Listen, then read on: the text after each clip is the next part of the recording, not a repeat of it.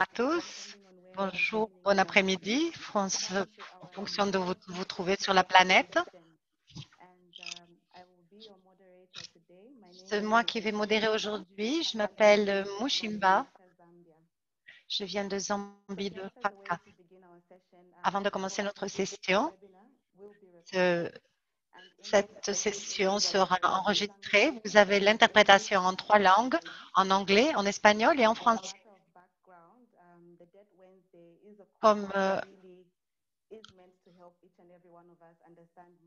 la dette, ces journées sur la dette sont là pour nous aider à comprendre comment tout dans le monde entier la dette se manifeste sous diverses formes.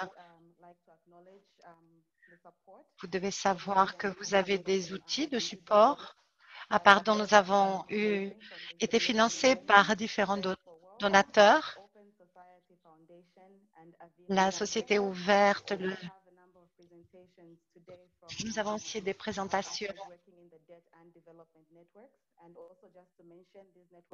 de plusieurs compagnons qui travaillent sur les questions de la dette. Nous avons des présentations d'Aphrodate, de Rodate, de Latindad et de Jubilé États-Unis et de APMD, qui est le réseau de développement d'Asie. Aujourd'hui, nous allons avoir 2 sessions. Nous allons parler d'allègement de la dette et de la perspective du Club de Paris. Nous aurons aussi un petit survol de la dette en Afrique. Voilà, c'est donc la structure de notre planning pour aujourd'hui. On aura aussi le temps de poser des questions. S'il vous plaît, posez vos questions dans le chat.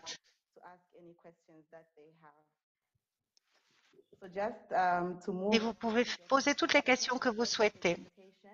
Maintenant, nous allons passer à la première présentation. C'est la présentation de Rémi, qui représente le comité d'annulation de la dette du Terre-Monde. Rémi, vous avez la parole. Merci Mujela et bonjour à tout le monde.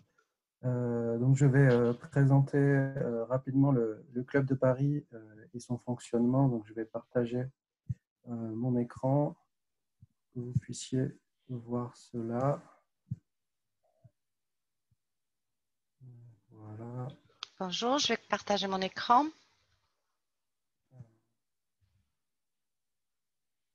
Voilà. Donc, comme je n'ai qu'une petite quinzaine de minutes, il y a certains éléments sur lesquels je vais passer assez vite, mais on pourra revenir dessus après, au moment de la discussion et des échanges. Voilà. Donc, le Club de Paris, simplement dire que le Club de Paris a été créé en 1956, donc il y a 65 ans maintenant, et il a été créé un petit peu par hasard. Et à l'époque, en fait, c'est l'Argentine qui avait besoin de restructurer sa dette, qui a fait une demande à ses créanciers, et donc à ses créanciers bilatéraux, donc à d'autres États. Et donc, ces créanciers, ces États se sont réunis et ont restructuré une partie de la dette de l'Argentine. Et c'est un petit peu donc par hasard que le Club de Paris est né, et depuis, il s'est consolidé. Alors, je ne passe pas en détail ici les autres éléments parce qu'on va revenir dessus plus loin. Alors, le Club de Paris, qu'est-ce que c'est? Bon, bah, bien évidemment, on ne parle pas du club de football ou de je ne sais quel autre club sportif. Le Club de Paris, en fait, c'est une organisation informelle d'État et qui, en fait, intervient pour assurer le recouvrement des créances et également pour assurer les restructurations de dettes d'États qui sont endettés envers ses membres. Alors, lorsque je parle d'une restructuration de dette, pour les personnes à qui ça ne parle pas, ça veut dire qu'on prend tout ou partie de la dette d'un pays et on va la restructurer, c'est-à-dire qu'on va décider de prolonger son remboursement en modifiant les modalités de remboursement, soit au niveau du taux d'intérêt, soit au niveau du capital. On peut également décider d'annuler toute une partie de cette dette. Et donc, c'est de cela qu'on parle lorsqu'on parle de restructuration de dette. Donc, Le Club de Paris, il n'a aucune existence légale, il ne dispose ni de charte, ni de personnalité légale, et il se présente lui-même comme une non-institution.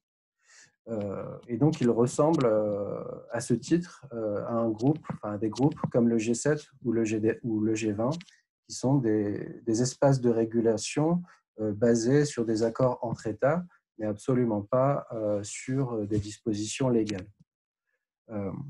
Le Club de Paris défend sa manière d'opérer comme quelque chose qui permet d'arriver rapidement à des restructurations de dettes et qu'il présente lui-même comme des restructurations efficaces.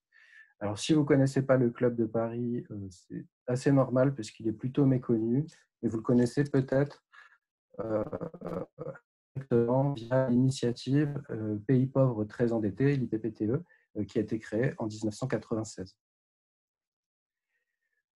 Alors, quel est le rôle du Club de Paris? Bon, j'ai déjà en partie répondu à cette question. Donc, lorsqu'un pays est endetté et qu'il n'arrive plus à rembourser une partie de sa dette, il peut demander à renégocier sa dette envers ses créanciers. Et donc là, en l'occurrence, envers des créanciers, donc des États, qui sont réunis au sein du club de Paris. Et après une série de discussions qui peuvent durer plus ou moins longtemps, le Club de Paris décide alors d'annuler ou de restructurer tout ou partie de la dette de ce pays. Voilà. Donc là, vous avez sous les yeux la liste des pays qui sont membres du Club de Paris actuellement. Donc en ce moment, il y en a 22. Mais bon, il faut savoir que le Club de Paris gagne régulièrement de nouveaux membres. À sa création en 1956, donc il me semble qu'ils étaient 6 ou 7. Et depuis, il y a une série de pays qui ont rejoint le Club de Paris et qui ont été contactés à la base par le Club de Paris pour le rejoindre. Donc, en règle générale, les pays qui rejoignent le Club de Paris, en fait, ce sont des pays qui sont des créanciers importants, qui sont devenus des créanciers importants. Et donc, le Club de Paris a tout intérêt à ce que ces pays les rejoignent pour opérer à des restructurations de dettes. Et historiquement, ce qu'on remarque, c'est que les pays du G7 et dans une moindre mesure, les pays du G20 sont très fortement représentés au sein du Club de Paris. Alors, au sein du Club de Paris, il y a également d'autres acteurs qui jouent avec une place plus ou moins importante. Et donc, il faut savoir que lorsqu'il y a une restructuration de la dette d'un pays, en fait, sont invités à participer aux négociations l'ensemble des pays qui sont créanciers, donc soit des pays qui sont membres du Club de Paris ou alors des pays qui ne sont pas membres du Club de Paris. Donc ça, c'est ce que vous pouvez voir ici sur la partie droite du tableau. Et lorsque ces pays ne sont pas membres du Club de Paris, en fait, ils disposent uniquement d'un statut d'observateur au sein du Club de Paris, à savoir qu'ils ne vont pas être décisionnaires dans les négociations, ils vont simplement en fait donner leur avis et donner une série d'informations sur les créances qu'ils détiennent sur ce pays. Il y a également tout un tas d'institutions internationales qui sont représentées. Et donc ça dépend à chaque fois en fait un peu du pays et de l'ensemble de ses dettes vis-à-vis de l'ensemble des créanciers. Et donc on peut y retrouver des banques régionales de développement comme la Banque africaine ou la Banque asiatique, ainsi que la Banque européenne de développement. On peut y retrouver la Commission européenne, l'OCDE, la Banque mondiale et enfin la CNUSED. Voilà. Et donc, tous ces représentants ont un statut donc d'observateur. Néanmoins, c'est un statut qui est un petit peu fouillis parce que, en réalité, tous les observateurs n'ont pas le même rôle et surtout le même pouvoir décisionnaire. Et donc là, voilà, vous pouvez remarquer que j'ai mis en gras, souligné, surligné le FMI, puisque le FMI n'est clairement pas un observateur comme les autres, puisqu'il participe directement aux négociations à côté des autres États créanciers. Et donc, il a tout à fait sa voix à donner dans la décision qui sera prise par rapport à la restructuration de la dette du pays qui sera décidée. Alors, le Club de Paris, comme je le disais, il ne repose sur aucun fonctionnement légal. Par contre, il a défini 6 principes et donc qui définissent sa manière d'agir. Donc, le premier principe, c'est le principe de conditionnalité, à savoir que tout accord qui va être opéré entre un État endetté et le Club de Paris sera soumis à la signature préalable d'un accord avec le FMI. Le deuxième principe, c'est le principe de consensus, à savoir que la décision est prise au consensus de tous les créanciers qui ont un pouvoir de décision au moment de la négociation. J'ai mis entre parenthèses que ça pouvait aussi se comprendre comme un droit de veto.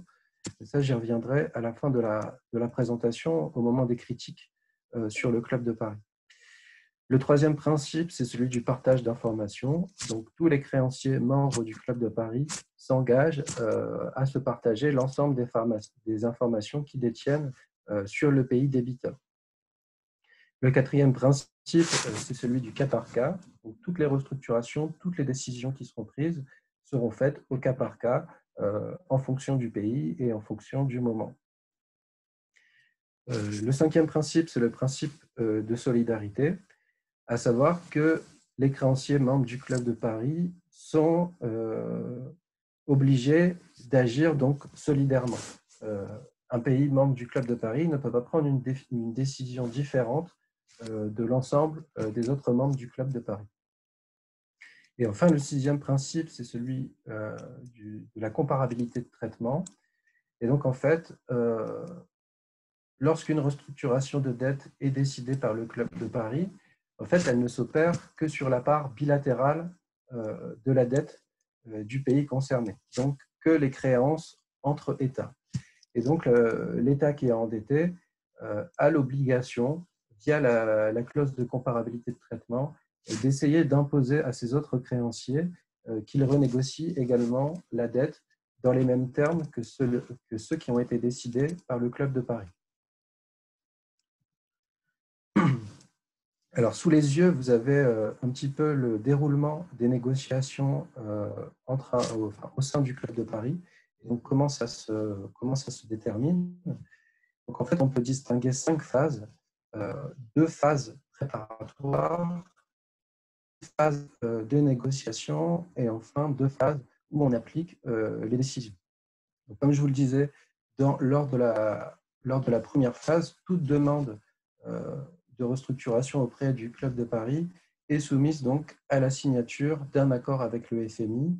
Et cette signature de l'accord est accompagnée par la rédaction d'un mémorandum rédigé par le pays débiteur où il détaille sa situation économique et financière.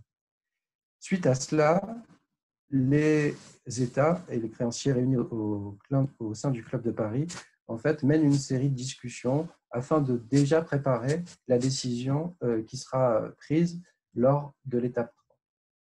Lors de l'étape 3, donc là, l'État débiteur, l'État demandeur est invité au sein du Club de Paris lors de la session plénière et donc s'ensuivent une série de discussions afin de présenter la situation d'endettement et aussi donc de décider quels termes de restructuration seront appliqués.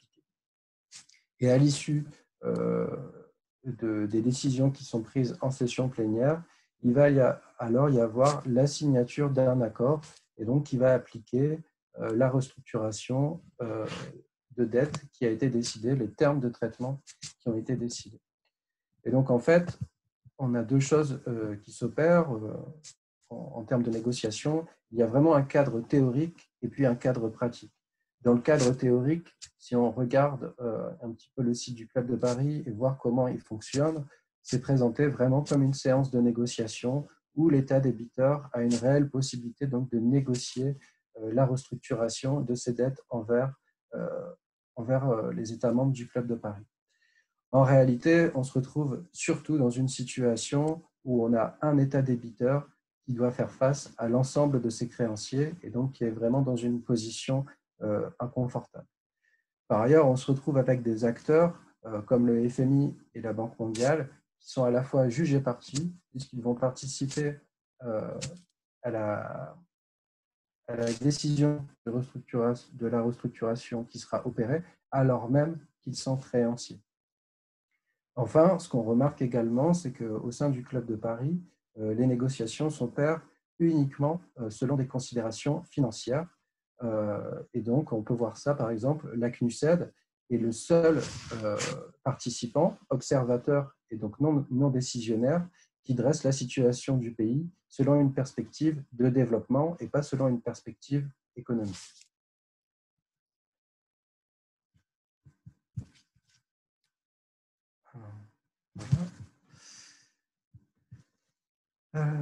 Excusez-moi. Alors, donc en fait, là, ce que vous avez sous les yeux, ce sont les différents termes en fait, qui peuvent être appliqués par le Club de Paris. Ces différents termes ont différents noms. On appelle ça les termes classiques, les termes de Houston, les termes de Naples, etc. etc. Vous avez également ici l'initiative PPTE, qui est une autre forme de terme de traitement. Et puis enfin, dernièrement, même si ce n'est pas tout à fait exact de dire que c'est une forme de terme de traitement, vous avez l'ISSD, l'initiative de suspension du service de la dette qui a été créée en 2020. Et donc, au moment des décisions, en fait, ce qui est décidé, c'est soit d'annuler une partie plus ou moins importante de la dette. Et ça, alors là, il y a une erreur sur le tableau, je suis désolé, ça s'applique uniquement sur la partie non concessionnelle, à savoir la partie qui n'est pas de l'aide publique au développement. Et par contre, pour la partie qui est de l'aide publique au développement, le Club de Paris n'opère aucune annulation de dette, mais uniquement une restructuration dans le sens où il va étendre la période de remboursement et il peut également revoir les questions de taux d'intérêt, etc., etc. Alors, sur le graphique de droite, ce qu'on essaye de voir là, ici, c'est vraiment de quelle partie de la dette on est en train de discuter. Et donc, vous avez une représentation schématique de la dette d'un État, avec à gauche la dette intérieure, celle qui est consacrée, celle qui est contractée dans les frontières de l'État, et puis celle qui est contractée à l'extérieur de l'État, c'est la dette extérieure. Et donc, celle-ci, elle se divise en une série de catégories. Et donc, finalement, ce qu'on voit, c'est que le Club de Paris ne restructure uniquement la part bilatérale de la dette et ne traite pas du tout la part multilatérale, à savoir la part qui est due aux banques de développement ou au FMI ou à la Banque mondiale, ou enfin la part qui est due aux créanciers privés. Par contre, les créanciers bilatéraux qui ne sont pas membres du Club de Paris peuvent ou non être concernés par ces restructurations. Et donc, on pourra, par exemple, peut-être dans la suite de la discussion, parler de la Chine. Alors, je vais en terminer avec le dernier slide, et donc il parle des critiques. Voilà. Donc, les principales critiques qu'on peut faire au Club de Paris, la première critique, c'est que le Club de Paris n'a aucune légitimité, puisque, comme je vous le disais, il a été créé un petit peu par hasard et absolument pas issu d'une décision au sein d'un consensus international représentatif. La deuxième critique qu'on peut faire également au sein du Club de Paris, c'est que lors de la crise de la dette du tiers-monde qui a éclaté dans les années 80 avec le Mexique au tout début, eh bien, le Club de Paris a eu un rôle extrêmement important. Et ce qu'on a pu remarquer, c'est que les solutions, les soi-disant solutions proposées par le Club de Paris n'ont absolument pas permis à ces pays, d'une part, de se désendetter et d'autre part, de se développer. Puisque, comme je disais, le FMI est incontournable au sein du Club de Paris. Et donc, le Club de Paris et le FMI ont un rôle absolument central dans les plans d'ajustement structurel qui ont été imposés à tous ces pays depuis les années 80.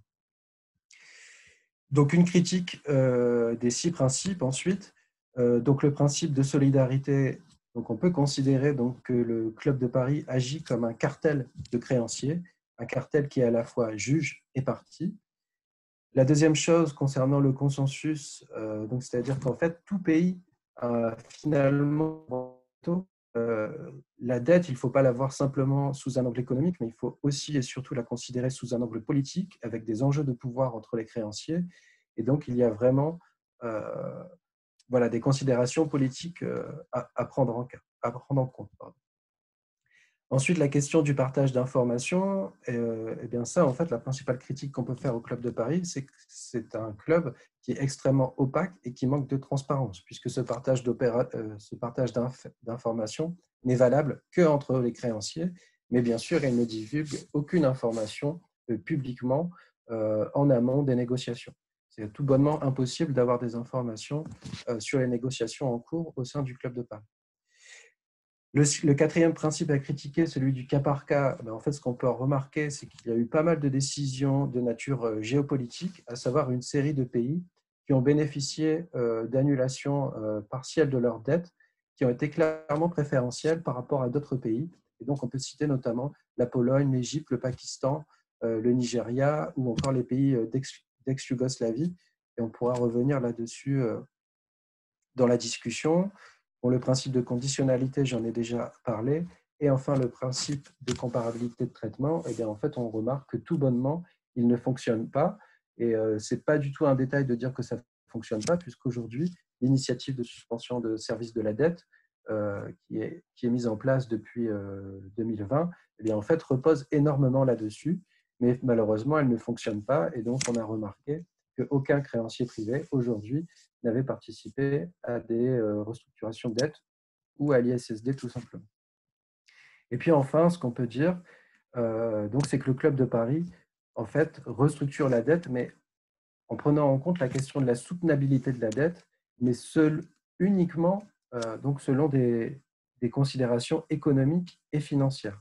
Et donc, il ne prend absolument pas en compte la question des droits humains, la question du développement ou encore même la nature de la dette en question, à savoir si cette dette est illégitime ou odieuse et si elle n'a pas bénéficié à la population.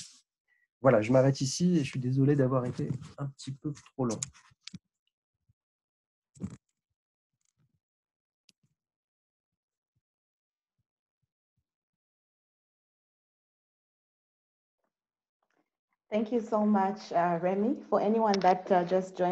Merci beaucoup, Rémi, pour tous ceux qui viennent de nous rejoindre. Vous travaillez pour le CADTM, le Comité pour l'annulation de la dette du tiers-monde, et vous avez présenté votre point de vue sur le Club de Paris. Je vais maintenant céder la parole au deuxième présentateur, Jaime. Jaime est responsable politique sur la dette mondiale à Oxfam International. Vous avez la parole, Jaime, c'est à vous.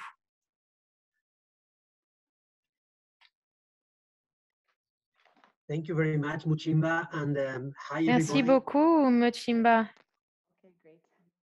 Hello, hello. Can you hear me? Est-ce que vous m'entendez? Est-ce que vous m'entendez? Oui, oui, on vous entend. Thanks for the invite and for the opportunity of talking with all of you people. It's a great chance of exchanging, and I'm very happy to be part of this project. I want to congratulate my colleagues from Eurodat. Not only they are doing a great analytic and political work in this recent period, but they are also putting in place some innovative initiatives, and I really think Je pense vraiment que cette session va être fondamentale. Donc, j'en reviens à mon contenu.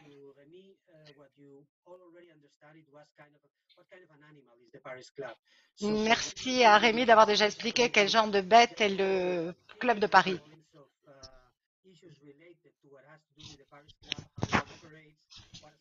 C'est important de voir comment fonctionne le Club de Paris, comment il opère et comment il a évolué parce que son fonctionnement d'aujourd'hui a changé. Donc voilà, ma présentation va se faire en 5 points simples, je pense, et ensuite on pourra avoir un petit peu de discussion. Donc le premier point, c'est que le Club de Paris est un corps politique essentiellement. C'est une initiative politique avant tout.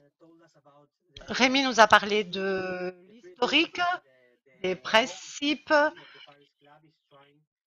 et de comment le Club de Paris essaie de garantir autant que possible que les créanciers récupèrent l'essentiel de l'argent qu'ils ont prêté.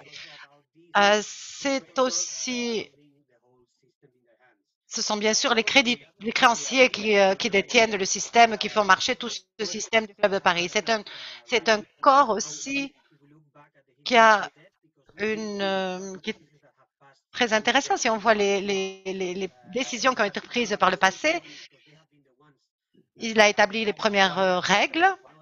Il a commencé à définir ce qui pouvait être acceptable ou pas, ce qui se passait quand un pays avait des difficultés.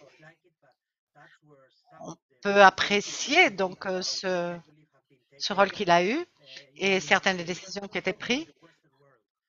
Vous savez, ça réunit le Club de Paris les plus gros créanciers de l'Ouest. Tous les gros poissons sont ceux qui sont assis au Club de Paris. Il est composé de ministres des Finances et de banquiers centraux. Donc, ils décident des...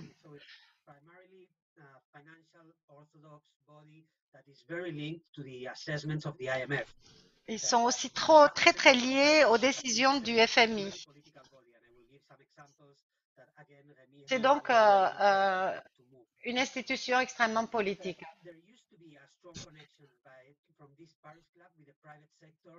Il y a toujours eu une relation entre le Club de Paris, autrefois. La dette privée était une toute petite partie de la dette des pays en développement ou de la dette des pays les plus pauvres. Donc, ils arrivaient à des accords. Il y avait donc un accord, disons, aimable entre le Club de Paris et les pays endettés. Ensuite, il y a le Club de Londres. Il y avait le Club de Londres, il y avait les principaux représentants occidentaux et cet accord prétendait appliquer les mêmes règles qu'ils avaient entre eux, entre pays développés, ils prétendaient appliquer les mêmes dettes, les mêmes règles à des pays sous-développés. Je pense que le dernier point de cette première question dont je voulais parler, c'est que le Club de Paris est une non-institution et il fait partie d'un non-système donc de gestion de la dette. Nous avons besoin d'un système qui gère la restructuration de la dette ou les dettes en général. Donc, il prend des initiatives politiques. Sa approche est essentiellement financière, ignore complètement les droits de l'homme, les droits humains, et il est complètement dominé par les pouvoirs des pays de l'Ouest. Le Club de Paris a fait des exceptions au long des années. Rémi en a cité quelques-unes. Je vais donner aussi quelques exemples. Je pense que c'est bien de prendre ces exemples pour comprendre, parce que ce qu'ils nous disent, c'est que ça nous montre ce dont on a besoin et ce qu'il faut que la communauté internationale comprenne. C'est que la dette doit être utilisée comme un instrument politique pour soutenir les pays. Donc, je vais vous donner quelques exemples.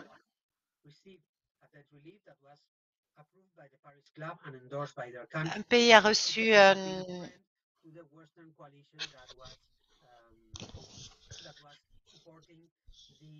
parce qu'elle avait soutenu la coalition occidentale, je n'ai pas entendu le nom du pays, pardon, contre l'Irak, après la guerre de l'Irak. Donc, ce pays à l'initiative des États-Unis, ce pays a reçu un allègement substantiel de sa dette. Donc, le CADTM, là où travaille Rémi, après l'invasion de l'Irak, après la deuxième guerre d'Irak, ce gros allègement de la dette était un soutien politique, en fait, au nouveau gouvernement, au pays supposément libéré. Je ne dis pas qu'il n'y a pas eu de discussion, mais les membres du Club de Paris ont décidé délibérément de soutenir ce pays. Voilà, il faut comprendre que toutes les décisions sont vraiment liées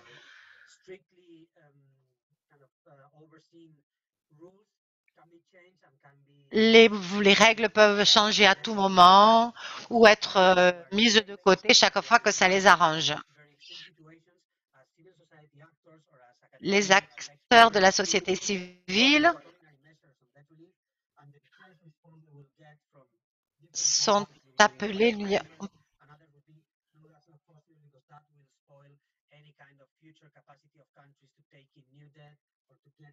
On nous dit que non, que les initiatives ou les propositions que nous faisons vont miner la possibilité des pays de s'endetter à nouveau, d'obtenir des crédits, que les prêteurs ne vont pas plus vouloir leur prêter. Et j'arrive à mon deuxième point. Maintenant, je voudrais parler des règles. Rémi a cité les principales règles, mais lorsqu'on parle des ministres des Finances et des banquiers centraux qui sont donc ceux qui prennent la parole dans le Club de Paris,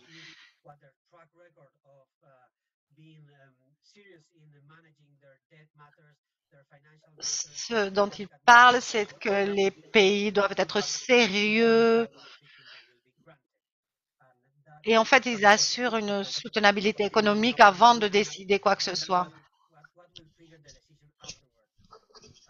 Ils prennent toujours. Le Club de Paris a donc tout un tas d'options possibles. Elles s'appliquent en fonction d'une série de conditions, du niveau de revenu du pays, du degré de pauvreté, mais aussi de la société de la soutenabilité de sa dette. Donc, on va traiter les pays d'une manière ou d'une autre. On peut alléger la dette, on peut retarder le moment du paiement. Ce qui est intéressant, c'est de voir que les termes, comme l'a mentionné Rémi, j'ai une diapositive que je peux partager avec vous, que ce sera peut-être plus clair. Ça montre que les normes du Club de Paris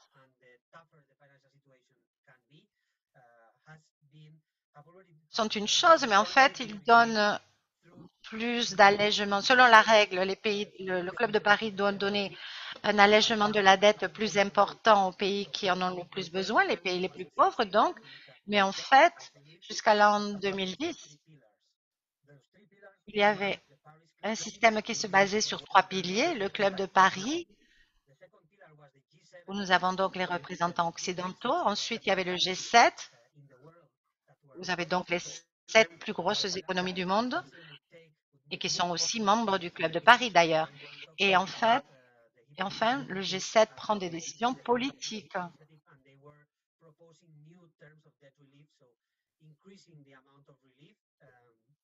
C'est déjà au niveau du G7 qui prennent des décisions d'allègement ou pas de la dette.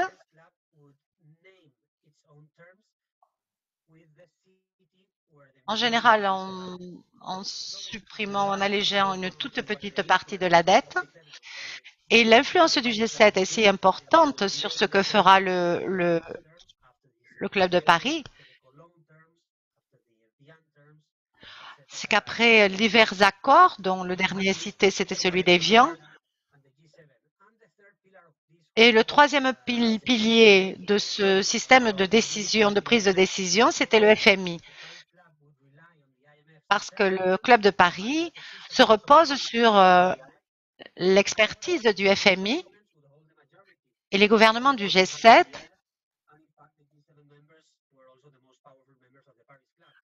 sont aussi les membres les plus influents du Club de Paris. Donc, c'est un système de riches qui a été opérationnel, qui a marché, qui a permis d'améliorer quelques situations. Mais il faut bien voir que ces trois piliers qui sont en relation entre eux sont ceux qui vont décider. Ce sont les seuls qui vont décider.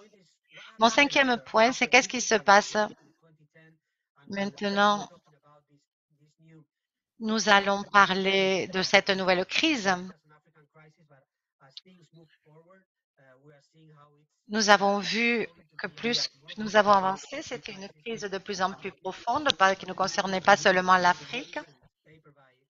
Je vous recommande de lire à ce sujet la recherche de notre compagnon Daniel Lunevard, une recherche très intéressante où il fait une évaluation très fouillée sur quels ont été les problèmes de la dette dans les différents pays. Ça vaut vraiment la peine de le lire. C'est une bonne manière de comprendre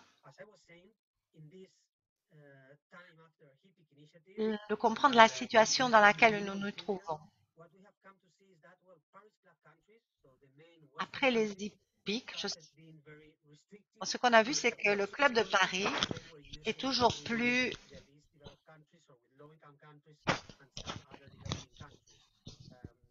applique toujours aux pays les moins développés des règles de plus en plus difficiles et impose des mesures sur leur économie.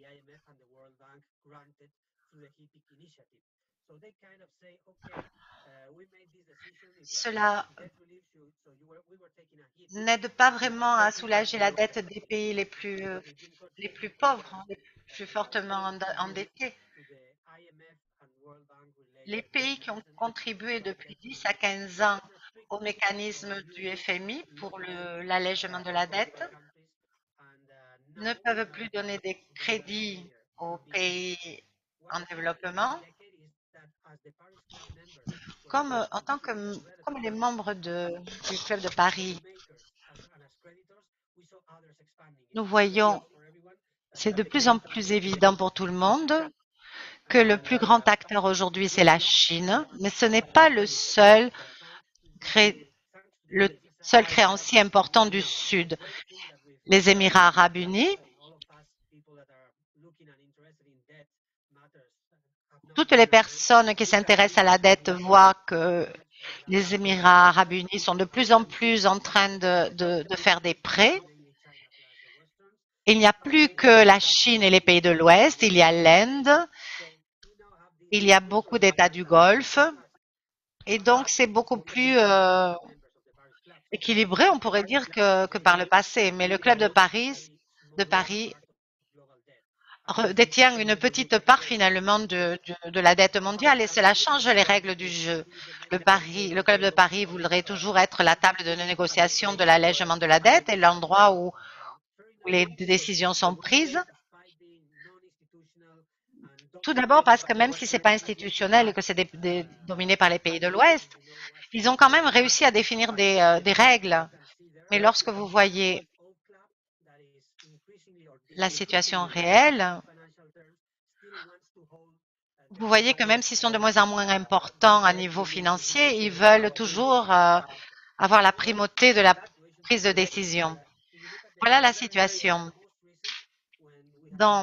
Récemment, avec la crise du Covid, le choc du Covid, il y a l'initiative de suspension du service de la dette. Ce qui s'est passé, c'est que le Club de Paris, a essayé d'attirer les Chinois et les autres créanciers à leur table. C'est très étrange parce qu'ils invitent des membres qui ont plus de 2 fois. Ils invitent des membres qui à eux seuls, comme la Chine, pèsent en matière de crédit 2 fois plus que l'ensemble des membres du Club de Paris.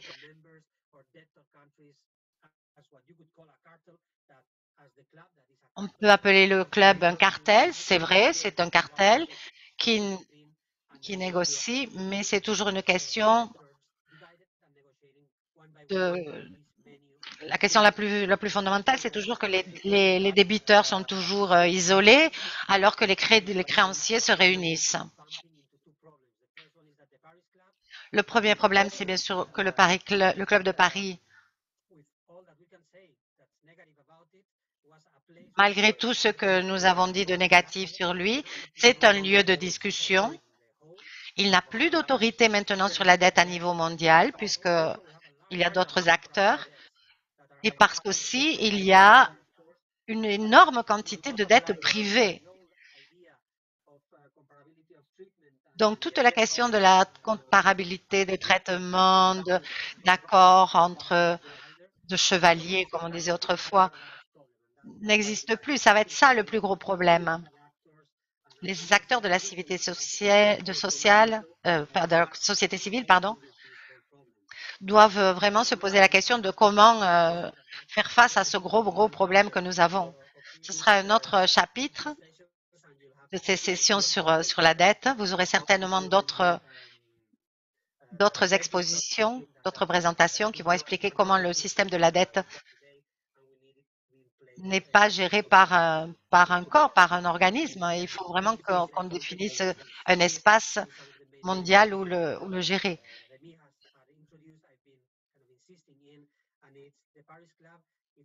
C'est ce qu'a dit, comme a dit Rémi, le Club de Paris est toujours important. Il a toujours du pouvoir. Ce n'est pas tant pour la quantité de la dette, mais il a toujours une grande influence parce qu'il a sa place au FMI. Les membres du Club de Paris ont leur place au FMI. Et il faut qu'il essaie de s'adapter.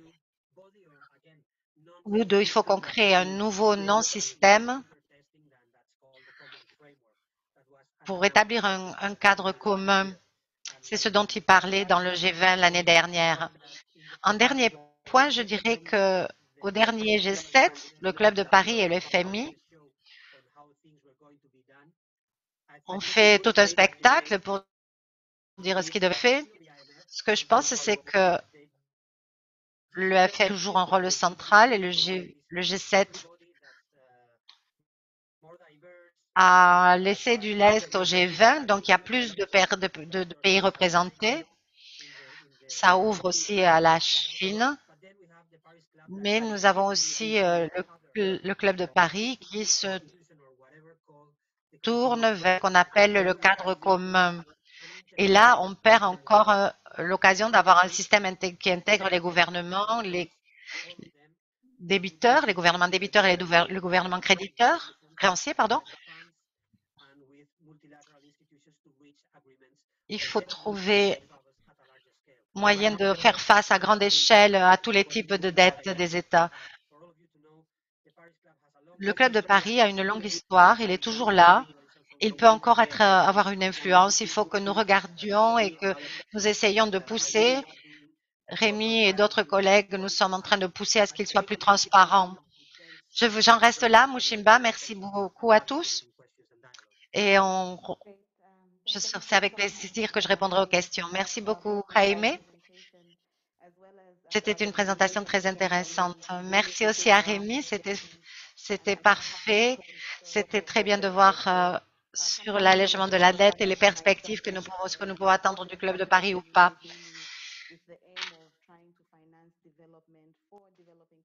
C'était bien de voir que il y avait un gros manque, surtout maintenant avec le Covid-19, d'orienter plus sur les besoins des peuples et pas seulement sur les questions financières. Je pense que Jaime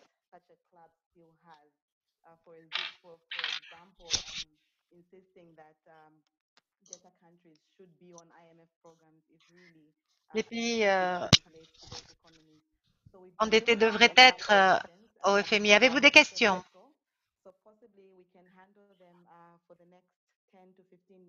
Nous pourrions voir les dernières 5-10 minutes. La première question dans le chat vient de Louisa et elle demande si les pays membres du Club de Paris,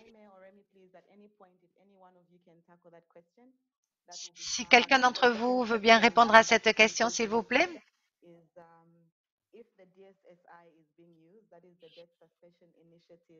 Does it mean that the World Bank or IMF debt sustainability analysis is the tool used in presenting the country's financial state?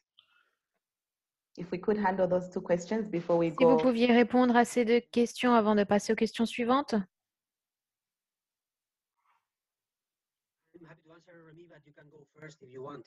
Oui, je peux commencer, mais Rémi, à toi l'honneur si tu veux. J'y vais? Bon, d'accord. Bon, je vais commencer. Rémi, corrige-moi si je me trompe. est-ce que tous les pays ont un droit de veto équivalent dans le club de Paris? En général, les décisions sont prises par consensus. C'est difficile de savoir quel type de consensus, mais normalement, les règles sont que historiquement, on a vu que les États-Unis avaient beaucoup de pouvoir, l'Égypte, l'Irak.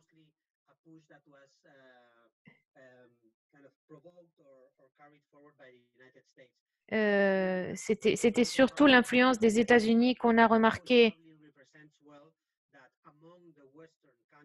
parmi les pays occidentaux, et ce sont les États-Unis les plus puissants. Et ensuite, on ne peut pas dire s'il y a des règles informelles qui favorisent certaines décisions ou pas. C'est ce que je peux répondre. Il n'y a pas un vrai droit de veto puisqu'il n'y a pas de vraies règles existantes. Ce sont des discussions qui ont lieu à huis clos, si je puis dire. Donc, on ne peut pas répondre très clairement à cette question. Ensuite, en ce qui concerne l'initiative ISSD, on ne prête pas attention à la capacité des pays à se conformer, à répondre aux objectifs de développement durable. On ne prend pas en compte leurs besoins en termes d'éducation, de santé. Non, en revanche, on fait une analyse macroéconomique sur leur capacité de paiement. C'est tout. Donc, oui, l'ISSD du FMI est utilisé comme un indicateur.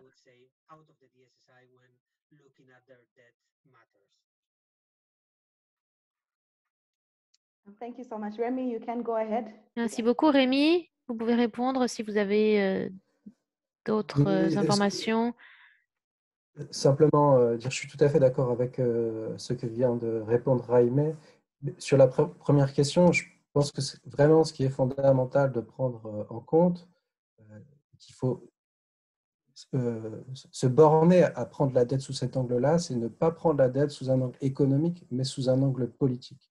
Et donc, en théorie, effectivement, tous les pays ont un droit de veto. En pratique, en fait, on est dans une relation de pouvoir où il y a des plus grands États créanciers qui sont rassemblés, mais aussi des États qui sont les plus puissants dans le monde. Et donc, comme le disait Raimé, on remarque que les États-Unis ont donc un poids plus important que les autres, mais pas simplement parce qu'ils s'appellent les États-Unis, parce qu'ils sont la première puissance économique mondiale, la première puissance commerciale mondiale, puisqu'ils ont le dollar également. C'est aussi, dans une certaine mesure, la première puissance militaire mondiale. Et donc, il peut y avoir tout un tas de chantages qui peuvent être opérés par les États entre eux pour dire, eh bien, écoute, si on effectue telle restructuration de dette ou tel terme de traitement, finalement, moi, ça ne m'arrange pas et donc je préférerais que finalement, on aille dans une autre direction. Et donc, je pense que c'est vraiment comme ça qu'il faut voir les choses. Et comme le disait Raimé précédemment dans sa présentation, le G7 précède finalement les décisions du Club de Paris. Et dans le G7, il n'y a pas la Chine ou d'autres États. Il y a vraiment les États qui aujourd'hui se considèrent comme les plus puissants dans le monde. Ils se sont auto-déterminés comme cela. Et ce sont eux qui donnent les grandes directions des politiques économiques qui vont être implémentées dans le monde et qui définissent les agendas des prochaines années. Je pense que c'est vraiment ça qui est important, c'est d'appuyer sur l'aspect politique de la chose.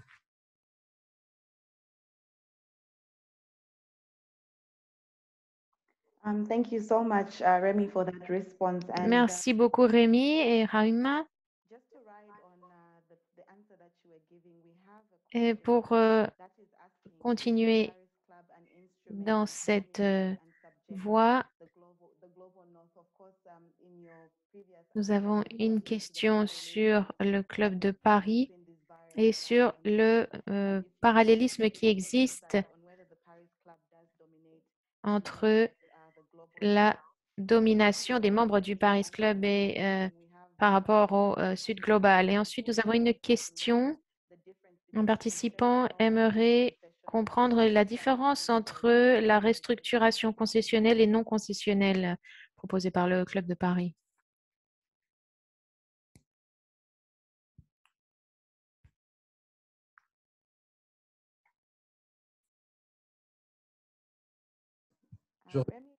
Ok, d'accord. Simplement pour m'assurer, la première question, c'est celle de Tahir, c'est ça, avec les 3 hypothèses?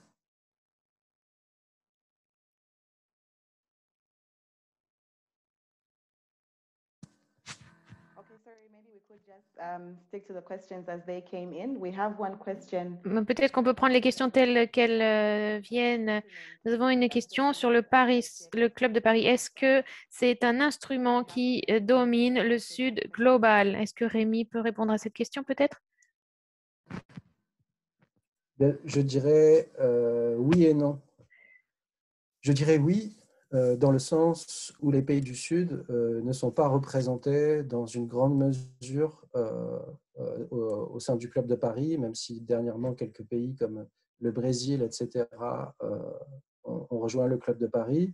Par ailleurs, les politiques et les conditionnalités qui sont liées aux restructurations de dettes via le FMI, la signature d'un accord avec le FMI, très clairement, selon le CADTM et selon moi, participe au renforcement des inégalités nord-sud. Et donc, en ce sens, c'est un instrument de domination sur les pays du Sud. Là où je dirais non, même si c'est beaucoup plus mesuré ce non que le oui, je pense que les pays du Sud, dans une grande mesure, malheureusement, jouent le jeu du Club de Paris et auraient la possibilité en fait de ne pas accepter les règles imposées par le Club de Paris, et que pour une série de raisons, à la fois économiques et aussi politiques, pour défendre leurs propres intérêts, soit en tant que gouvernement, soit en tant que personne, puisqu'il n'est pas rare que des membres de gouvernement spéculent eux-mêmes sur leurs dettes et en bénéficient également à titre personnel. Eh bien, je dirais en ce sens, voilà, qu'il n'est pas un instrument de domination, mais c'est quelque chose de beaucoup plus mesuré. Si je devais répondre en un mot, oui, le Club de Paris est un instrument de domination vers les pays du Sud, mais bien sûr, il y a des responsabilités des pays du Sud, enfin des États et des gouvernements des pays du Sud. Et encore une fois, il faut creuser politiquement pour se rendre compte de cela. Mais les politiques qui sont imposées par le Club de Paris via le FMI, bien entendu, renforcent la dépendance des pays du Sud à l'égard des pays du Nord.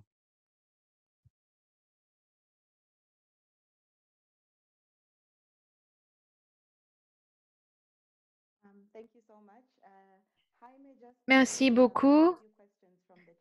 Jaime, j'aimerais partager quelques questions qui apparaissent sur le chat. Nous avons une question d'une personne qui aimerait savoir quelle est la différence entre les restructurations concessionnelles et non concessionnelles du Club de Paris. Oui, je peux essayer de répondre à cela. Je ne suis pas sûre de comprendre à quoi vous faites référence parce que lorsqu'on parle de restructuration concessionnelle et non concessionnelle, on parle de la nature des dettes. Ça dépend de la nature des dettes qui sont traitées.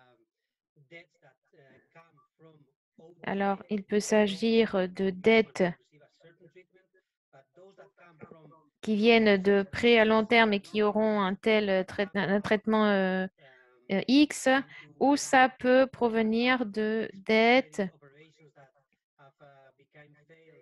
qui, après des problèmes d'exportation, se sont transformées en une dette publique. Il faut faire une différence entre il faut surtout souligner les différentes conditions du Club de Paris en termes de flexibilité. C'est ça que l'on entend par concessionnel et non concessionnel.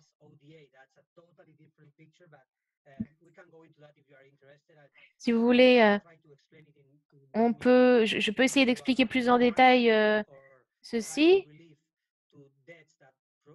L'idée, c'est d'alléger des dettes qui proviennent d'aide publique au développement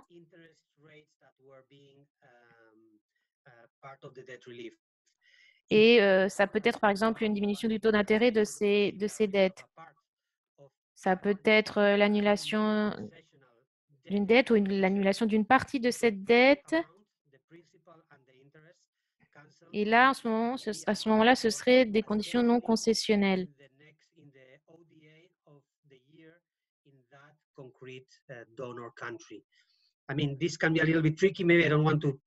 Ces conditions sont un petit peu complexes. Je ne veux pas vous mélanger les pinceaux. Je ne sais pas si j'ai répondu à votre question ou si Rémi aimerait ajouter quelque chose.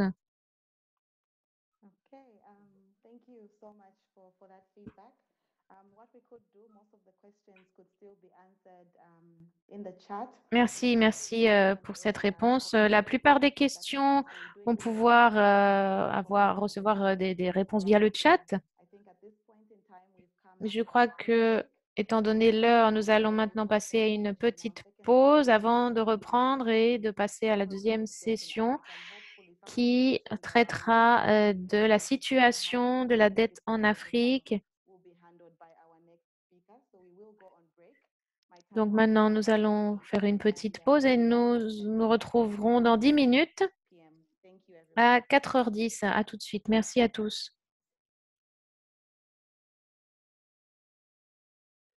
For anyone that is joining us, we're just coming in from the first half that was looking at debt relief and the Paris Club historic perspective.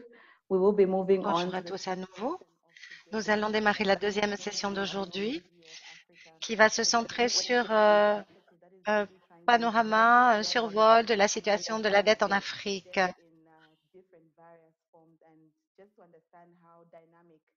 La dette sous ses différentes formes, les dynamiques de la dette. Le premier orateur sur l'aperçu sur la dette va être Thierry, qui vient d'Aphrodate, qui est un réseau qui travaille sur la dette. Vous pouvez y aller, Thierry. D'accord, merci beaucoup, Mushimba. Bon après-midi à tous, chers collègues et chers participants. Oui, en effet, je vais partager des diapositives pour que vous puissiez suivre ma présentation. Merci beaucoup à Eurodad et à nos collègues d'avoir organisé cette session. C'est très important que nous comprenions la situation de la dette actuellement.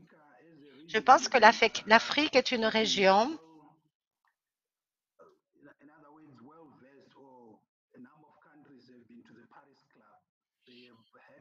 debt restructuring under the Paris Club for many years. I think almost half of the African countries have been to the Paris Club. La moitié des pays africains se sont adressés au Paris Club, au Club de Paris pour restructurer leurs dettes.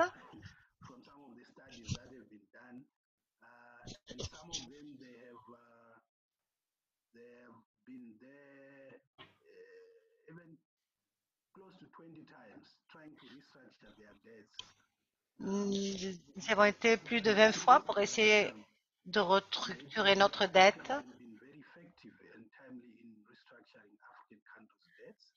Ça montre que le Club de Paris n'a pas été très efficace pour la restructuration de la dette des pays africains. Il y a des pays qui ont essayé de restructurer leur dette 12, 13, 14 fois. De nombreux pays ont également parlé avec le FMI. Ils ont utilisé les mécanismes du FMI en 2005. À l'époque donc où ont été créés les mécanismes du FMI. L'histoire de l'Afrique est pleine de restructuration de la dette. Je suis en train d'essayer de partager mon écran.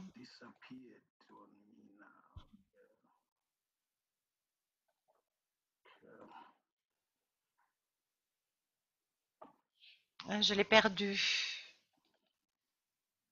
Voilà.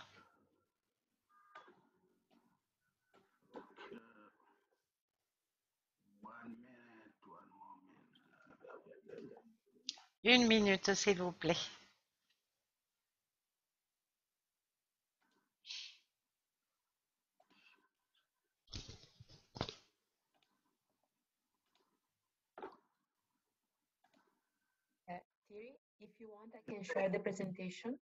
Thierry, si vous voulez, je peux partager la présentation. Non, je préfère le faire moi-même pour passer les diapos. Excusez-moi.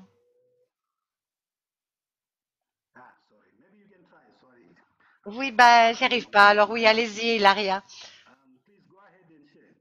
Je sais pas ce que j'en ai fait.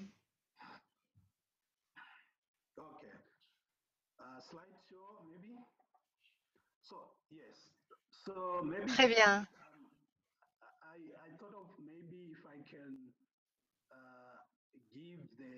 Je peux peut-être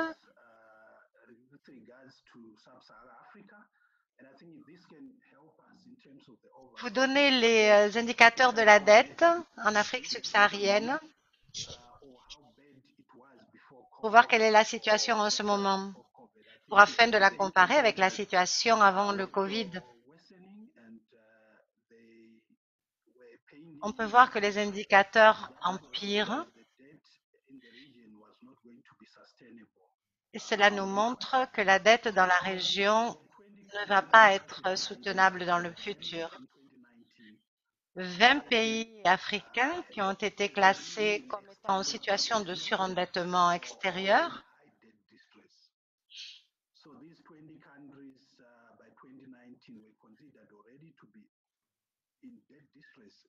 C'était des pays qui étaient considérés comme faisant partie, comme étant déjà gravement endettés.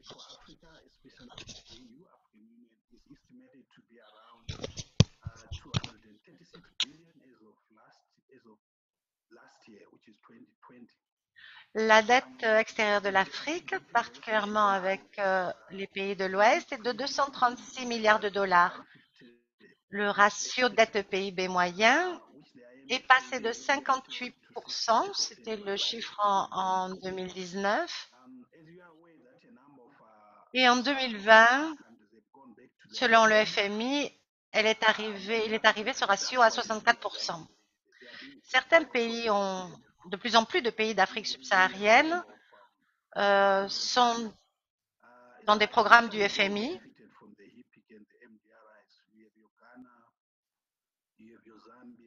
Ce sont surtout les pays qui étaient déjà dans les programmes du FMI, comme la Zambie, le Sénégal. Ce sont des pays. La Zambie a fait défaut sur partie de sa dette.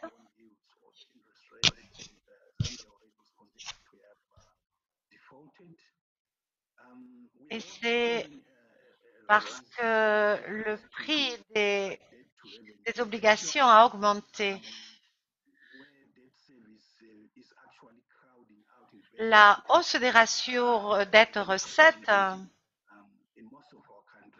amène également à des problèmes dans la majorité des pays. Cet indicateur nous montre que beaucoup de pays d'Africains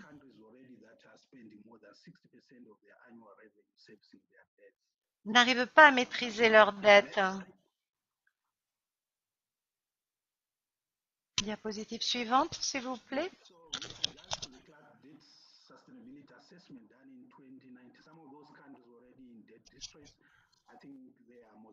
Les évaluations de la viabilité de la dette ont commencé en 2019. Ça concernait le Mozambique, le Zimbabwe, le Sud-Soudan, le Soudan, la Somalie et Sao Tomé. Il se trouve donc dans l'initiative des pays hautement endettés.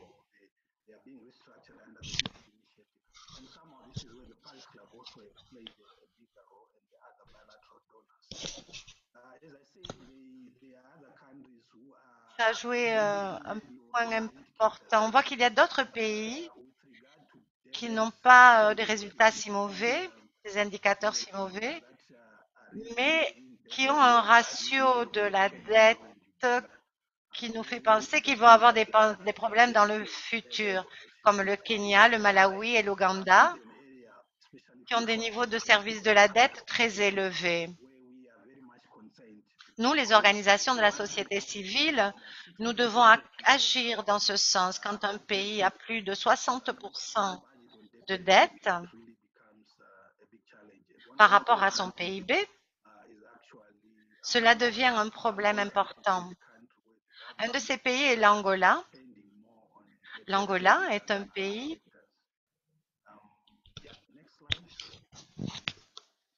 dont le gouvernement consacre plus de ressources au service de la dette extérieure que à la santé. Mes camarades ont parlé avant de comment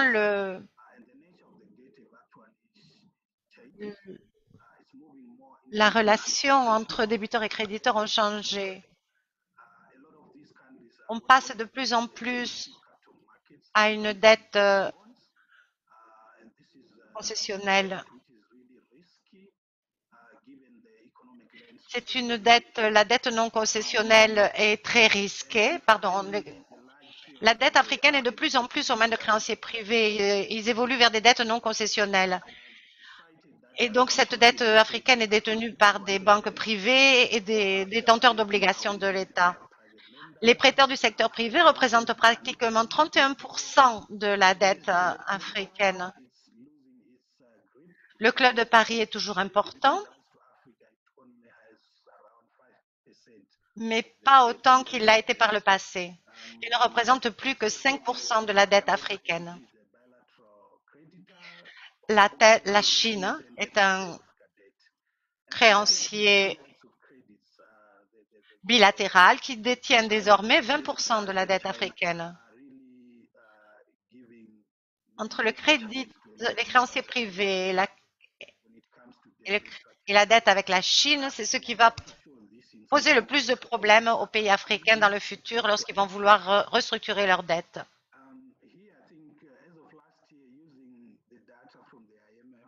Là, vous pouvez voir, ce sont des données du FMI de l'année dernière. Ils ont essayé de classer les pays africains en fonction du niveau de risque en relation à la dette.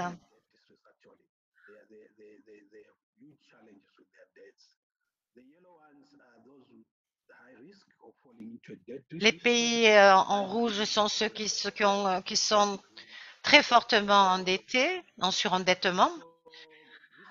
Ensuite, les pays en jaune ont un haut risque de surendettement. Et puis les autres, ont un risque moins important ou peu important.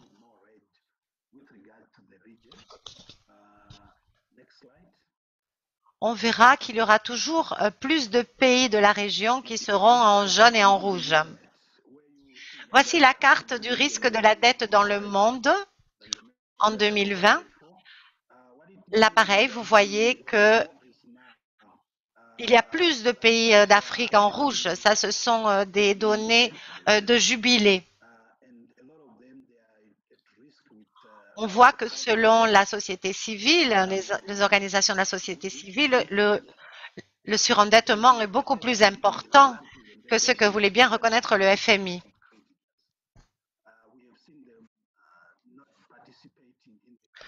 C'est donc là que se trouve notre défi.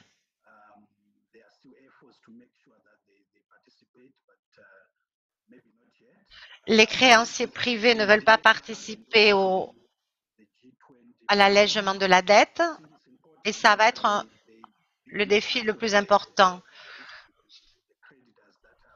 Le cadre du G20 pèse beaucoup et les créanciers doivent participer à ces tables de dialogue afin que la restructuration des dettes soit au moins envisagée.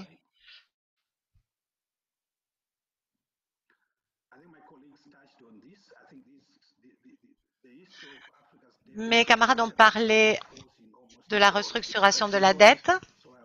Alors, en ce qui concerne l'Afrique,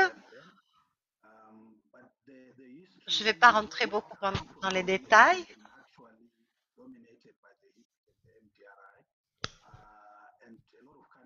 En Afrique, les pays sont été beaucoup affectés par les initiatives, les prêts multilatéraux officiels, parce qu'ils ne pouvaient pas être restructurés. Mais ces prix ont disparu et maintenant on a de nouveaux défis.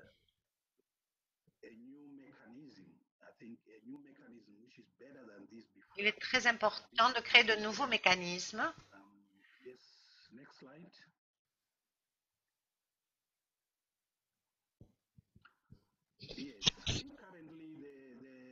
Je pense qu'actuellement,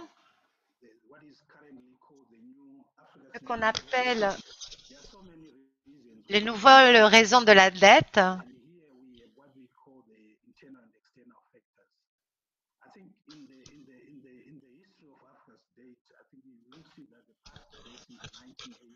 les dettes par le passé, dans les années 80,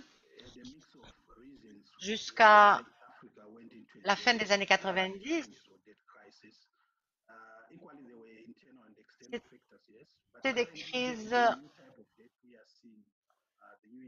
et un surendettement qui provenaient de raisons intérieures et extérieures. Par exemple, comme facteur intérieur, les pays africains ont moins de revenus, donc moins de ressources propres. On voit aussi qu'il y a une grosse inflation, une grosse variabilité des matières premières qu'ils exportent.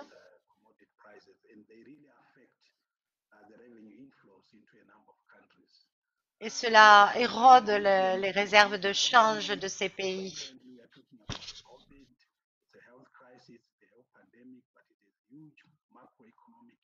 Également, en raison du Covid, le Covid a eu un impact macroéconomique important. On voit que dans les raisons internes et externes aussi d'ailleurs, la mauvaise gouvernance est mise en cause. Les ressources ont souvent été de l'argent emprunté, donc a été souvent mal utilisé. On voit en même temps des problèmes de capacité, de problèmes de comment gérer l'argent et comment gérer la dette. On voit que les aides au développement ont diminué. Il y a de moins en moins de prêts concessionnels.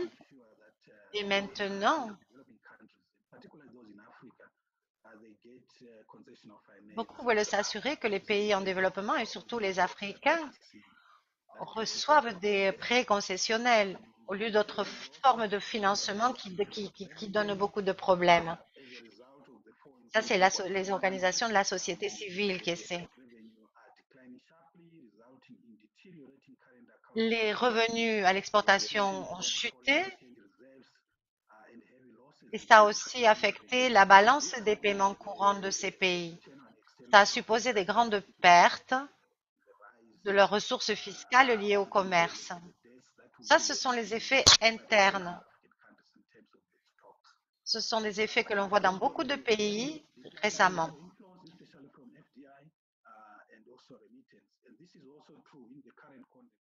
On voit que l'investissement direct a aussi baissé. Également, l'argent qu'envoient les immigrants dans les pays africains.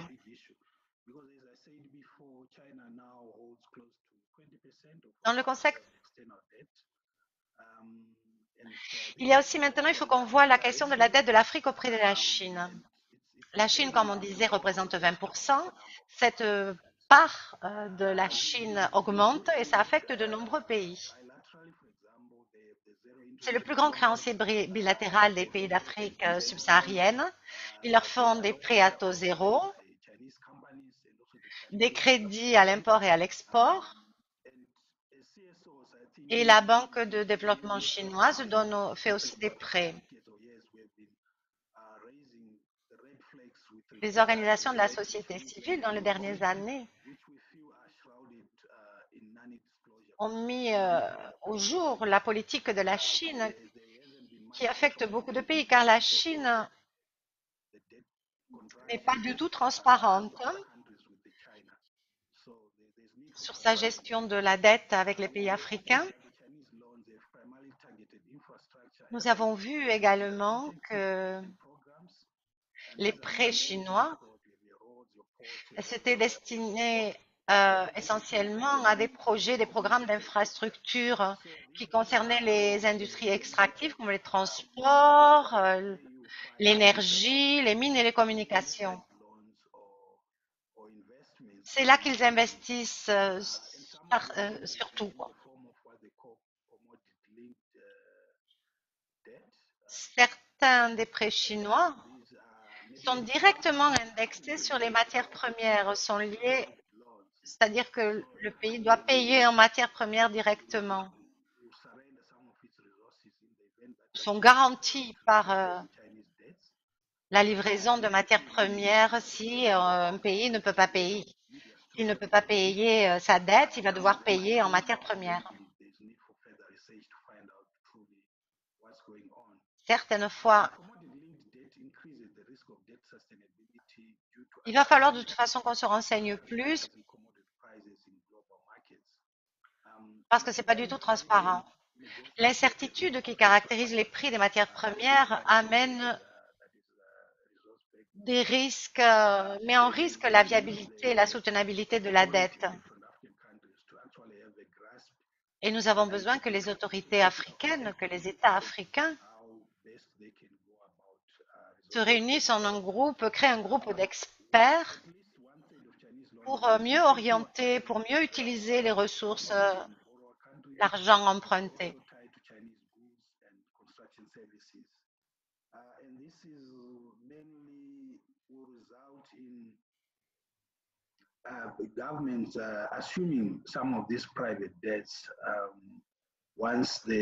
Certains pays ont assumé la dette privée de certaines de leurs entreprises parce que quand les entreprises n'ont pas pu rembourser leurs prêts, ce sont les États qui s'y sont substitués. Nous avons vu ça dans de nombreux pays africains.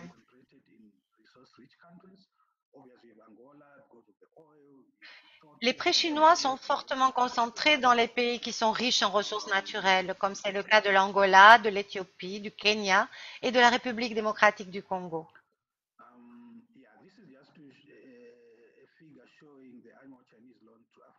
Là, vous pouvez voir la quantité donc d'argent prêté par la Chine au gouvernement africain au long des années.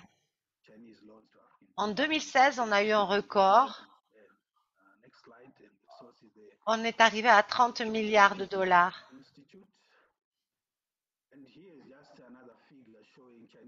Là, vous voyez la répartition des prêts chinois par secteur. Ça est de l'Institut Hopkins, si j'ai bien entendu. Hopkins. On voit que c'est dans le secteur des transports que les Chinois ont le plus investi.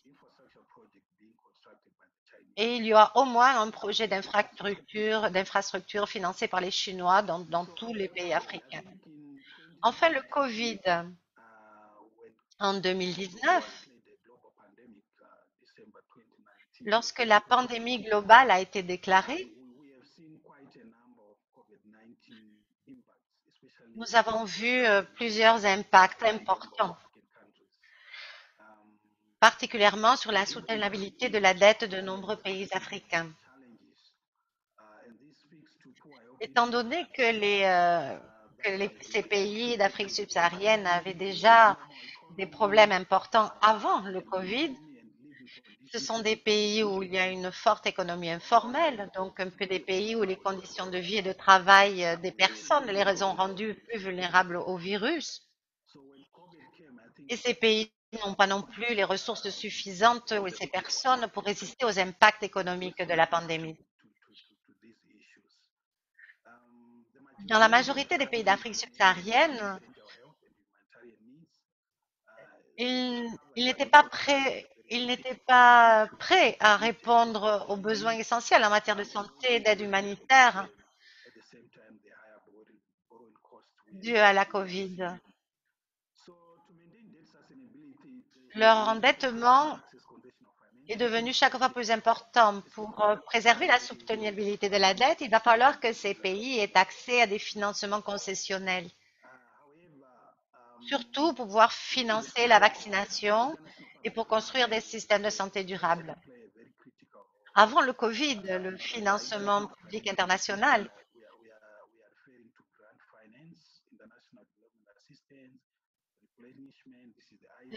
était un financier important pour les pays africains. On a vu que les banques régionales et que les institutions internationales ont toujours un rôle important. Il faut qu'ils financent par des dons, reconstituer les ressources de l'Association internationale de développement.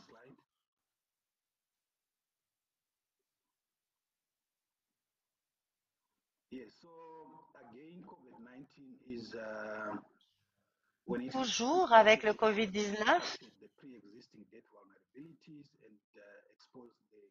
ça a exacerbé en fait les vulnérabilités qui étaient préexistantes. Ça a mis en danger aussi l'architecture financière mondiale.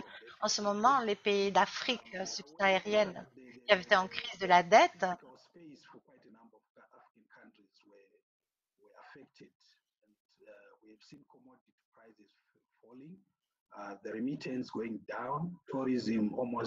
la fiscalité de l'Afrique subsaharienne, qui était déjà faible, a été encore plus affectée parce que les produits de base, les matières premières ont chuté, leurs prix ont chuté sur les marchés. Les transferts de fonds des immigrants à l'étranger, le tourisme ayant cessé, ça a mis les pays dans une situation de surendettement où on risque de l'être. Leur dette n'est plus soutenable. Nous avons vu que, selon la Banque mondiale, plus de 100 milliards de dollars de capitaux financiers ont quitté les marchés émergents et préémergents. Ça affecte beaucoup les pays de revenus moyens.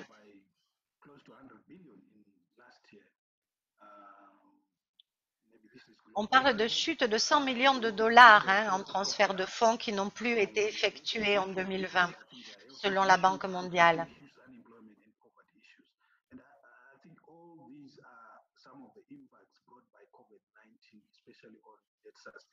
Tout ceci sont des aspects, des impacts qu'a eu le Covid sur la soutenabilité de la dette en Afrique.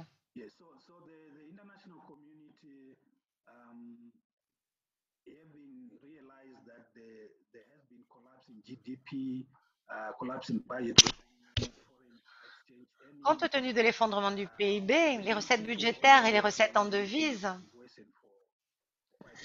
la situation de la dette s'est aggravée considérablement donc, dans tous les pays.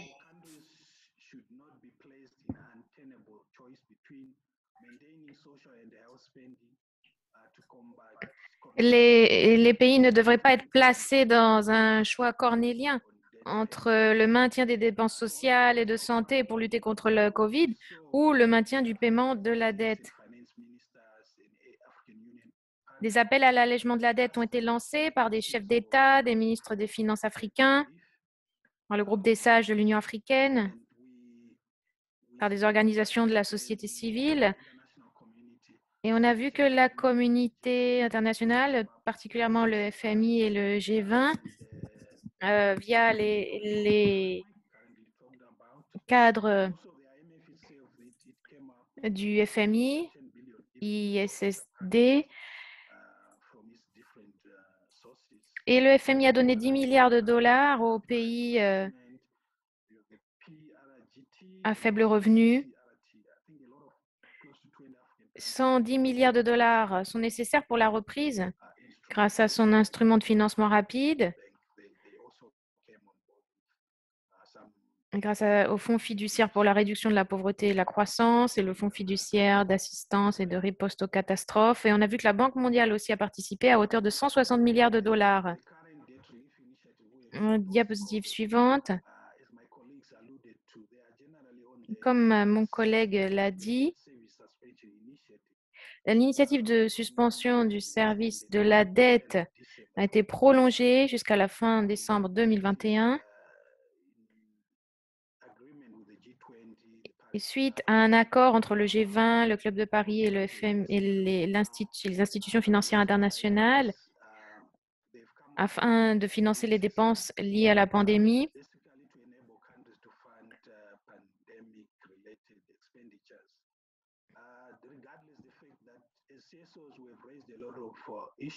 indépendamment du fait que les sociétés civiles ont soulevé un grand nombre de problèmes, il a observé un manque de participation des créanciers privés à l'initiative de suspension de la dette.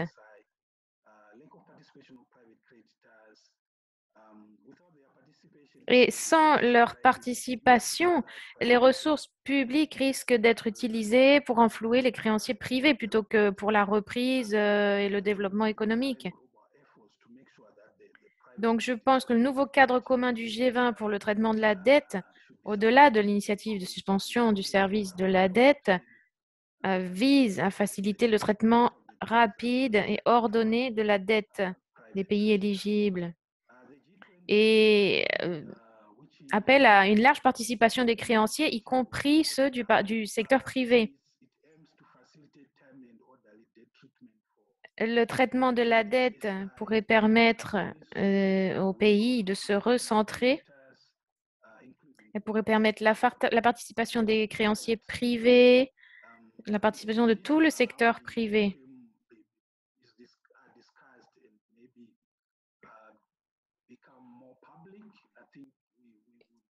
Pour que le débat devienne plus public, il faut être davantage conscient des points faibles de ce cadre commun du G20.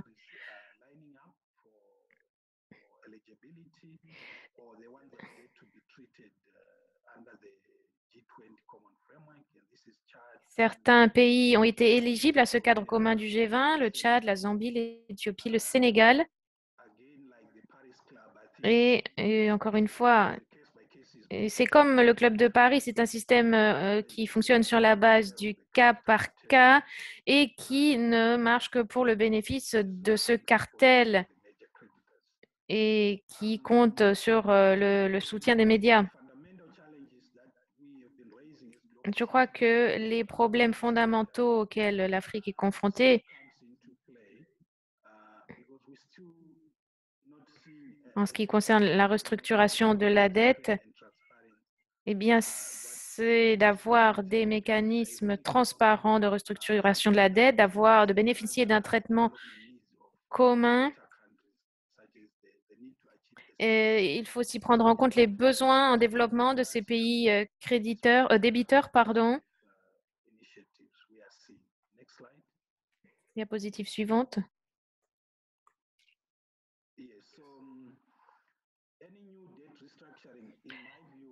Donc, moi, je pense que toute restructuration de la dette doit s'attaquer aux vulnérabilités systémiques de la dette en ce qui concerne les pays à faible revenu,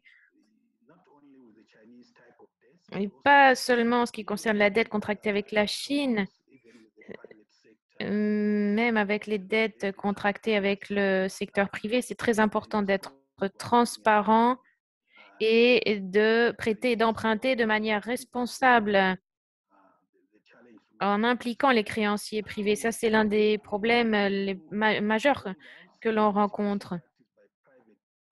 Ensuite, un autre défi, c'est la stratégie des détenteurs d'obligations privées qui va facilement lancer des procès en justice ou avoir comme tactique de refuser systématiquement la négociation pour éviter d'importantes réductions de la dette et des restructurations. Ça se passe dans le monde entier. On a vu qu'au Royaume-Uni, des lois ont été promulguées pour éviter cela.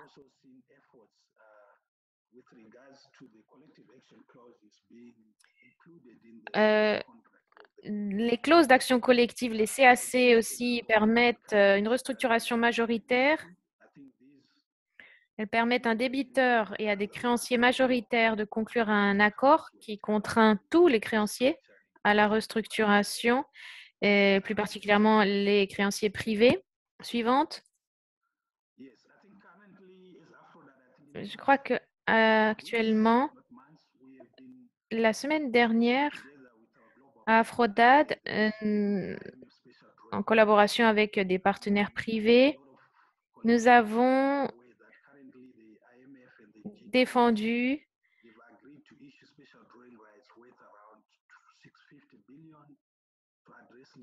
le fait que le G20 et le FMI conviennent d'émettre des droits de tirage spéciaux à hauteur de 650 milliards de dollars.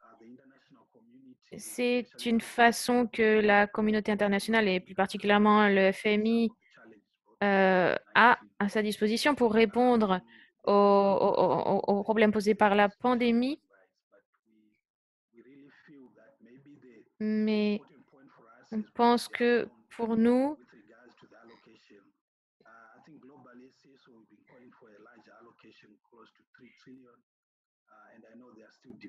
les organisations de la société civile continuent de réclamer une allocation plus importante de 3 000 milliards de dollars américains car les besoins sont énormes.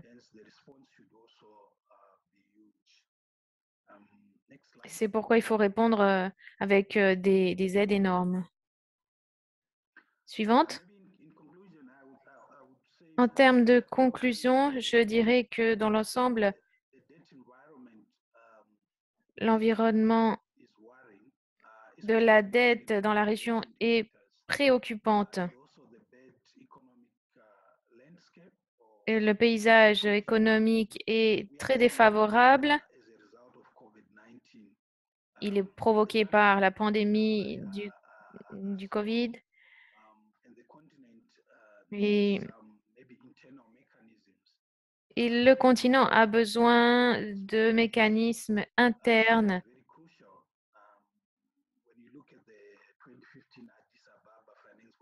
C'est vraiment essentiel parce que selon la conférence d'Addis Abeba de 2015 sur le financement du développement,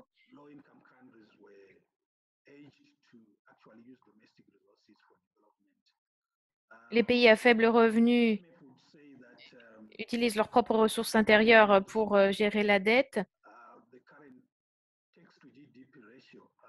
Et selon le FMI, en 2019, le ratio impôt sur PIB était de 17%.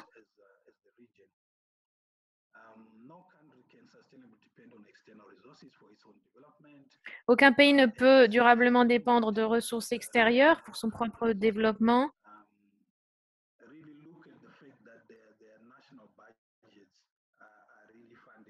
Et c'est pourquoi les budgets nationaux doivent être financés par des recettes propres. Ça peut être via des partenariats publics-privés. Ça peut être une source de financement pour combler les manques de financement. On peut avoir recours, certains pays peuvent avoir recours à ces PPP. Mais on observe des résultats assez mitigés sur l'ensemble du continent en ce qui concerne ces partenariats publics-privés.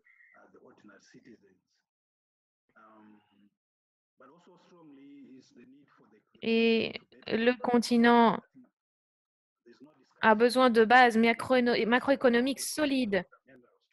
C'est une condition sine qua non. Il s'agit de problèmes intérieurs que les autorités nationales doivent résoudre. Et on parle aussi des problèmes liés à la corruption, des problèmes liés au flux de liquidités.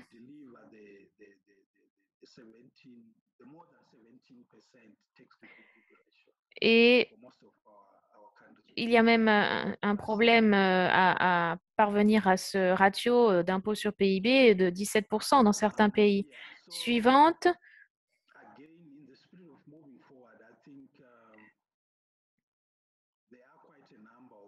Je crois qu'un certain nombre de mesures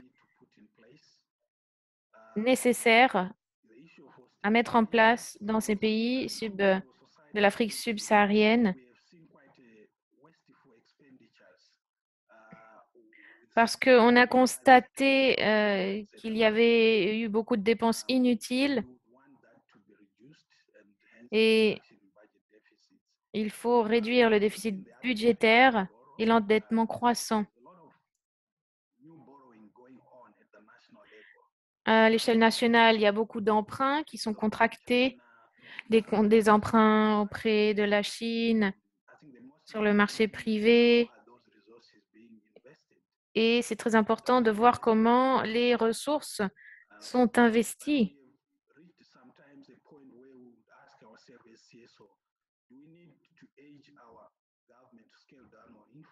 On nous pose parfois la question de la part des sociétés et de l'organisation civile de savoir si les projets d'infrastructure doivent être réduits, les projets d'infrastructure nationaux.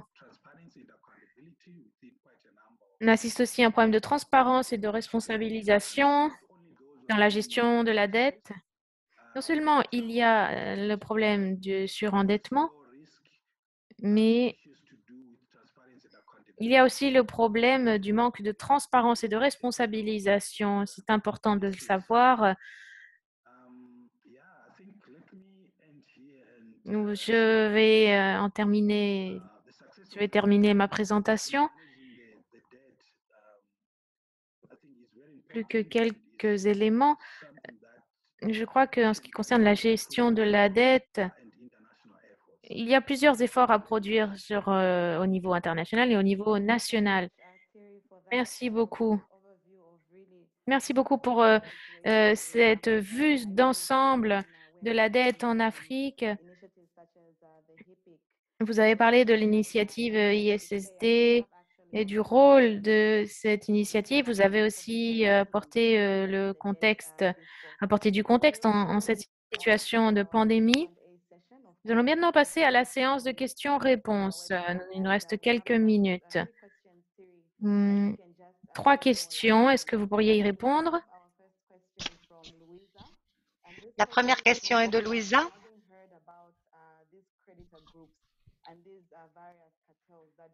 Entendu parler de ces groupes de créditeurs. Quels sont les groupes qui sont disponibles pour que les pays puissent venir eux aussi en groupe se présenter et défendre la restructuration de leurs dettes? Est-ce que vous pouvez répondre? Merci beaucoup. Oui, je pense que la question de la dette, comme ont dit mes collègues, est très politique.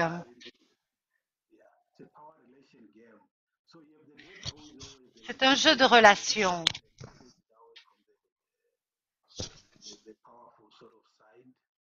Il y a les puissants et la situation de la dette sur le continent.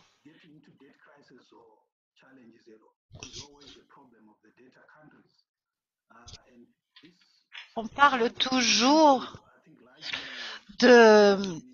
des manquements de la part des pays africains, mais je crois que ce n'est pas toujours vrai. Les pays à bas revenus, surtout en Afrique, quand ils font face à des problèmes de surendettement,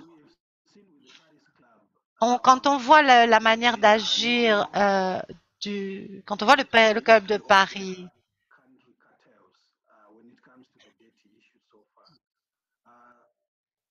quand on voit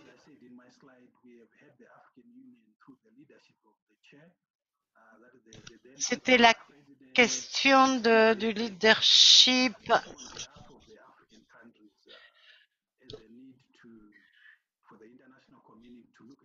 Quand il parle des pays d'Afrique, on parle du besoin que la communauté internationale analyse la problématique de la dette dans le contexte du Covid.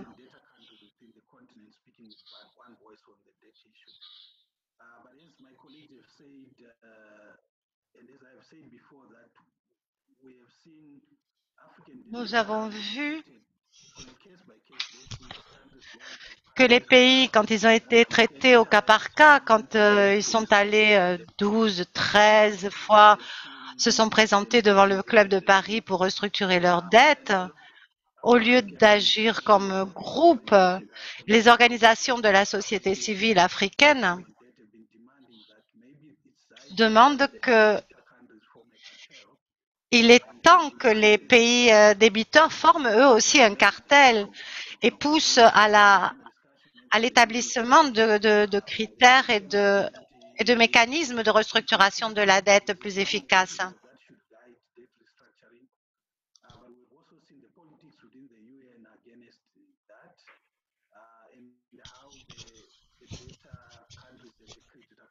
Nous avons vu comment des pays tant du Nord que du Sud se sont opposés à ce mouvement.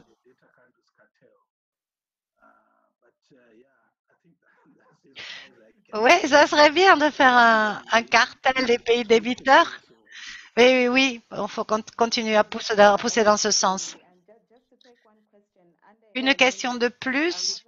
En 1 minute, nous avons un participant qui est intéressé il voudrait en savoir plus. Comment les États-Unis et les pays qui ont un poids significatif devraient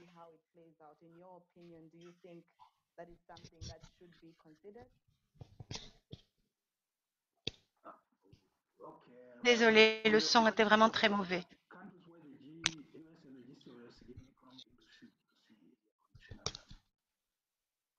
Si on pouvait voir la question dans le chat au bon moment, je pense que les politiques et que Rémi a donné des exemples et Jaime a donné l'exemple de l'Irak, c'était très clair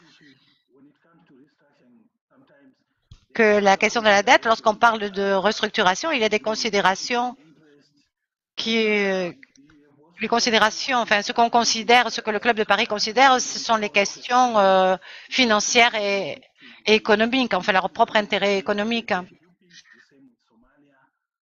La Somalie aussi.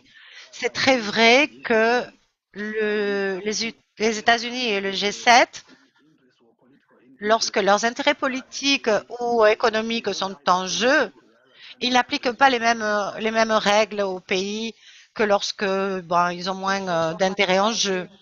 Merci beaucoup Thierry pour votre réponse. Nous n'avons plus le temps pour prendre une autre question, mais j'espère que plus tard, nous pourrons vous répondre par courriel, par email. Nous avons donc vu aujourd'hui la question de l'allègement de la dette, le Club de Paris et la situation de la dette en Afrique. Je voudrais maintenant remercier tous les participants à ce webinaire. J'espère que cela vous aura été instructif, utile pour vous. Cela a été pour moi.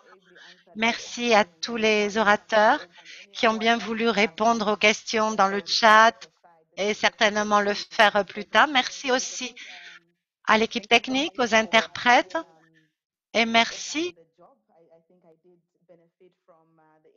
d'avoir fait le travail. J'ai, pour ma part, profité de l'interprétation en anglais pendant la présentation de Rémi. Nous voudrions remercier les donateurs, Bread for World, Open Society Foundation, Open Americas. On mettra les noms sur le site et toutes les personnes qui ont joint cette session. On se retrouve le 12 mai. Ce sera sur la dette illégitime et l'audit de la dette.